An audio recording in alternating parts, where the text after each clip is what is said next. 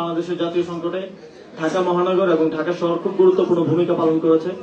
সর্বশেষ জুলাই গণ অভ্যুত্থানের কেন্দ্রবিন্দু ছিল ঢাকা শহর এবং এখান থেকে এটা সারা দেশে ছড়িয়ে পড়েছে। আমরা যখন ক্যাম্পাস থেকে ডাক দিয়েছি, আপনারা উত্তরায়, বাড্ডায়, মিরপুরে বিভিন্ন স্থানে আপনারা নেমে এসেছেন এবং এই আন্দোলনকে গণ অভ্যুত্থানে রূপান্তর করেছেন এবং সফল করেছেন। আমরা যখন লং মার্চ টু ঢাকা দেই, তখন ঢাকার অন্তত 20টা জায়গা থেকে হাজার হাজার লাখ লাখ মানুষের মিছিল গণভবনে দিয়ে গিয়েছে। ফলে যাদের হাতে অস্ত্র ছিল তারাও অস্ত্র চালানোর সাহস করতে পারেনি।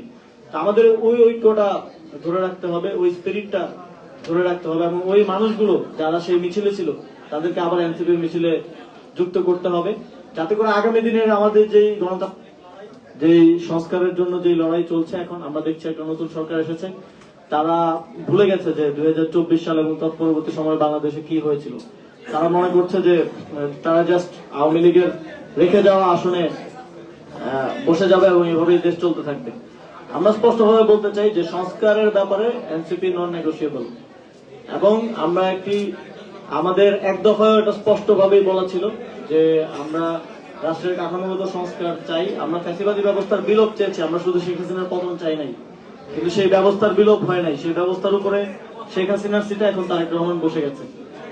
তো আমাদের এই লড়াইটা চালিয়ে যেতে হবে সামনের দিনে, সেজন্য আমাদের প্রয়োজন শক্তিশালী সংগঠন এবং একই সাথে আমরা নগরে রাজনৈতিক কর্মসূচির পাশাপাশি নগরের বিভিন্ন নাগরিক সুবিধা, জনগণের সুবিধা অসুবিধা নিয়ে তাদের কোশ্চেন গুলো ডিল করা। এখানে আমাদের জাতীয় যুব শক্তি নেতৃবৃন্দ আছে, নগরের ইউথদের একটা চ্যালেঞ্জ হচ্ছে এমপ্লয়মেন্ট থেকে শুরু করে অনেকগুলো চ্যালেঞ্জ আছে। এই পলিসিগত জায়গা থেকেও কাজগুলো, আলোচনাগুলো, ইন্টারাকশন গুলো নগরবাসীর সাথে আমাদের নিয়মিত করতে হবে।